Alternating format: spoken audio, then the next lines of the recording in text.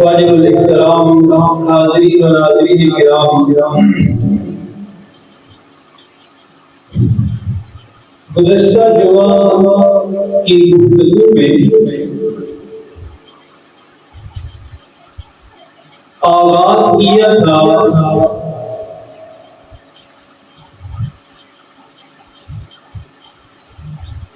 نبی مکرم رحمت مجسم ہادی دو عالم صلی اللہ علیہ وسلم کا ذکر خیر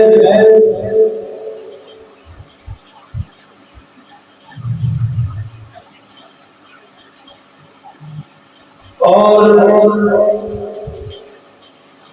پھر ہم نے پڑھی تھی آیت مبارکہ جس میں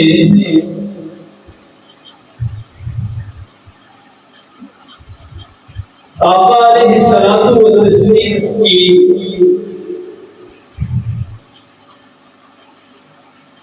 ایک خوبی اور صفت کا ذکر ہے۔ آیت مبارکہ تھی وما ارسلناک جہانوں کے لیے عالم ارواح میں پوری انسانیت کے لیے کیسے رحمت بنے اور پھر اس دنیا میں تشریف لائے تو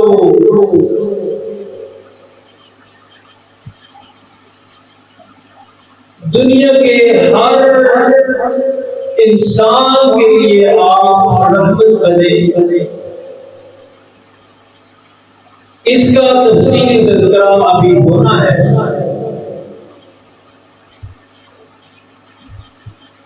گفتگو کے آخر میں ہم پڑھنے لگے تھے کہ عالم آخرت میں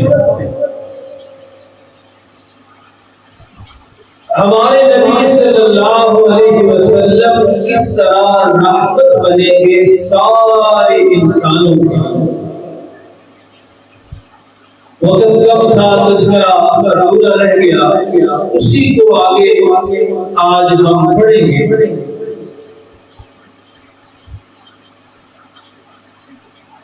احادیث مبارکہ کی تقریباً تمام بڑی کتابوں میں اپنے آقا صلی اللہ علیہ وسلم سے سنی اور امت کو بتائی۔ حدیث شفاعت امت کو سنائی ہے۔ حضرت ابو ہریرہ رضی اللہ عنہ، حضرت انس رضی اللہ عنہ، اس طرح کے جلیل القدر صحابہ نے وہ حدیث مبارکہ امت سب اسی سوچ میں ہوں گے کہ حساب شروع تو ہو، کام کا آغاز تو ہو۔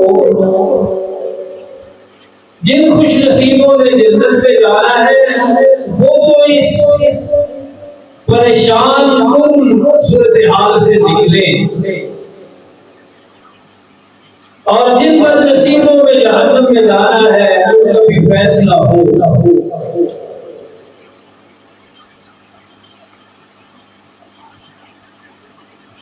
ساری انسانیت جمع ہو کر، سارے انسان جمع ہو کر انسان اول، پیغمبر اول، رسول اول حضرت آدم علیہ السلام کے پاس حاضر ہوں گے اور ان کی خدمت میں عرض کریں گے کہ آپ پہلے انسان، پہلے رسول، پہلے پیغمبر، ساری انسانیت کے باپ ہیں۔ آپ اللہ رب العالمین کی خدمت میں بارگاہ میں عرض کریں کہ اللہ حساب تو شروع فرمائے۔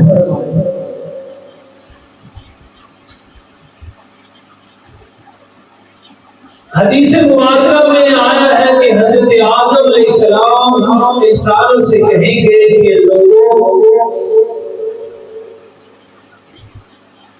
آج اللہ اتنے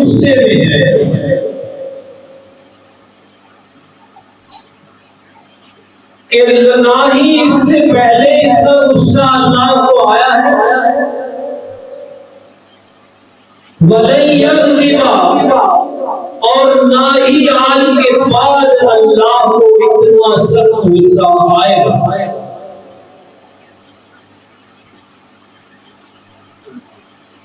تو مجھے اللہ سے ہم کلام ہونے کی کہہ رہے ہو تو میرا عذر سنو کہ میں اس لیے اللہ کی بارگاہ میں بات نہیں کر سکتا، گفتگو نہیں کر سکتا، کلام نہیں کر سکتا، کہ مجھے اللہ نے فرمایا تھا کہ فلان برس کا پھل نہ کھانا جنت میں، مجھے اللہ نے ایک کام سے روکا تھا، لہذا میں اپنے اندر یہ جرأت اور حوصلہ نہیں پاتا کہ اللہ سے ہم کلام ہو سکوں، کیونکہ مجھ سے وہ انجانے میں بغیر ارادے کے دور ہو گئی۔ حضرت آدم انسانوں سے فرمائیں گے کہ اذهبوا الى غیری، اذهبوا الى نوح، کہ مجھے نہ کہو اسی کام کسی اور کی طرف چلے جاؤ، اور میں تمہیں یہ کہتا ہوں کہ حضرت نوح علیہ السلام کے پاس چلے جاؤ۔ انسانیت حضرت نوح علیہ السلام کی خدمت میں حاضر ہوگی، ان سے بھی سارے انسان یہ عرض کریں گے کہ آپ اللہ کی بارگاہ میں عرض کریں کہ حساب تو شروع ہو، آپ اللہ کے رسول ہیں، اللہ کے پیغمبر ہیں، ایک عذر کا سامنے رکھیں گے اور فرمائیں گے کہ دیکھو میں نے اللہ کی بارگاہ میں ایک دعا مانگی تھی اپنی قوم کے خلاف، بد دعا،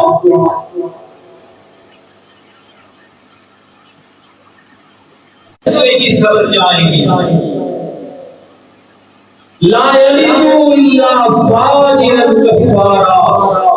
جس طرح یہ فاجر، فاسق اور کافر خود ہیں، ان کی اولادیں بھی ایسے ہی ہوں گی۔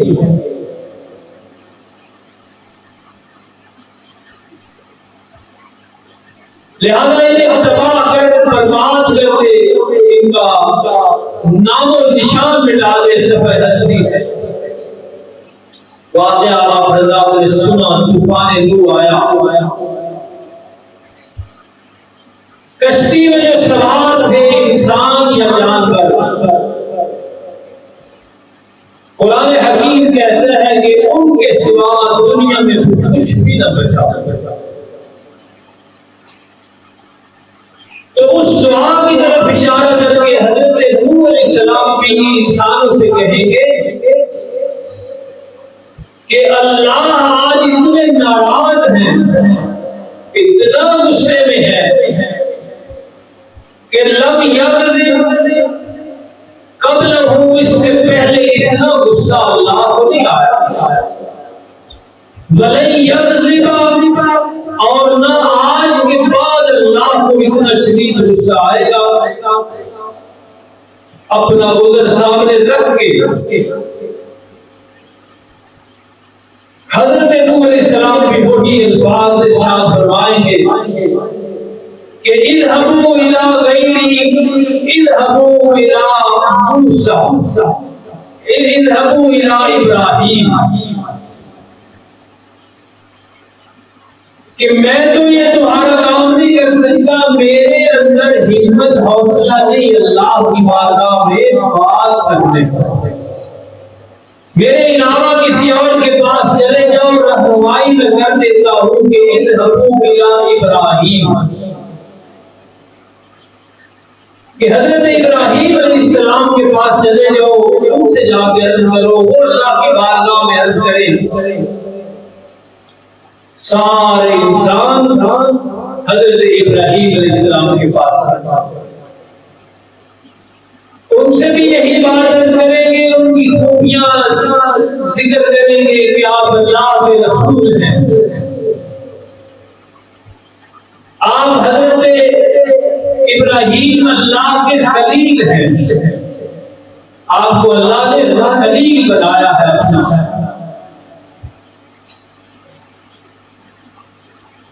لہذا آپ اللہ کی بارگاہ میں عرض کریں کہ اللہ حساب کو شروع کروا۔ حضرت ابراہیم علیہ السلام انسانوں کی یہ اپیل اور گزارش سن کے فرمائیں گے کہ میرے اندر لیکن وہ خلاف واقعہ تھی، ان کا تذکرہ کریں گے تو بات نہیں مکمل ہوگی۔ بارہ تین ایسی باتیں حدیث میں ان کا ذکر ہے، قرآن مجید میں بھی اشارہ ہے کہ جو موسیٰ علیہ السلام کے پاس چلے جاتے، سارے انسان حضرت موسیٰ علیہ السلام کی خدمت میں حاضر ہوں گے، ان سے بھی عرض کریں گے کہ آپ اللہ کے رسول ہیں، اللہ کے پیغمبر ہیں، آپ اللہ کے کلیم ہیں کہ آپ سے اللہ گفتگو کیا کرتے تھے، آپ کلیم اللہ ہیں۔ لہذا آپ اللہ کی بارگاہ میں عرض کریں کہ حساب تو شروع ہو، اس مصیبت سے تو جان چھوڑے جو میدان محشر میں جس کا سامنا ہے۔ حضرت موسیٰ علیہ السلام اپنا عذر یوں پیش فرمائیں گے، انسان گفتگو نہیں کر سکتا، ہمت نہیں، فرعون کی قوم کا تھا، تو آپ کی قوم والے نے آپ سے ہیلپ کرنے کا کہا۔ آپ جب ان لوگوں کے پاس تشریف لائے رہتے ہوئے لڑ رہے تھے تو آپ نے ایک مکہ مارا دوسرے کو، اس ایک مکے سے مر گئے، تو اس کا تذکرہ کریں گے حضرت موسیٰ علیہ السلام اور فرمائیں گے کہ اس کی وجہ سے میں بھی اپنے اندر ہمت اور حوصلہ نہیں پاتا کہ اللہ کی بارگاہ میں کچھ کہہ سکتا،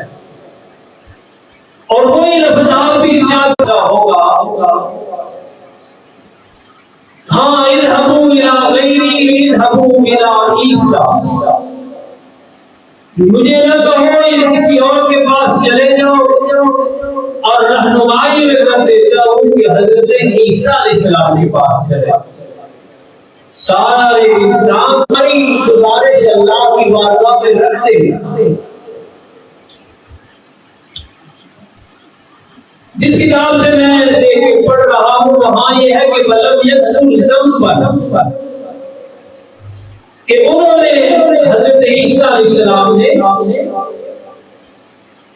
اپنے کسی بات کا تذکرہ نہیں فرمایا، جیسے حضرت آدم نے کیا، حضرت نوح علیہ السلام نے ذکر کیا، حضرت موسیٰ حضرت عیسیٰ علیہ السلام سے بھی ایک سوال اللہ نے کرنا ہے، اور وہ یہ ہونا ہے، خلاصہ اس کا یہ ہے کہ اللہ نے پوچھنا ہے کہ آپ نے کون سے کہا تھا کہ مجھے پوجو اور میری ماں کو پوجو، یہ جو عیسائی کر رہے ہیں۔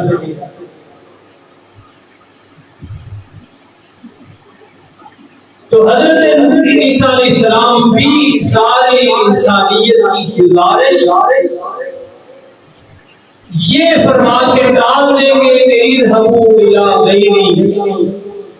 کہ مجھ میں تو ہمت اور حوصلہ نہیں اللہ سے ہم کلام ہونے کا،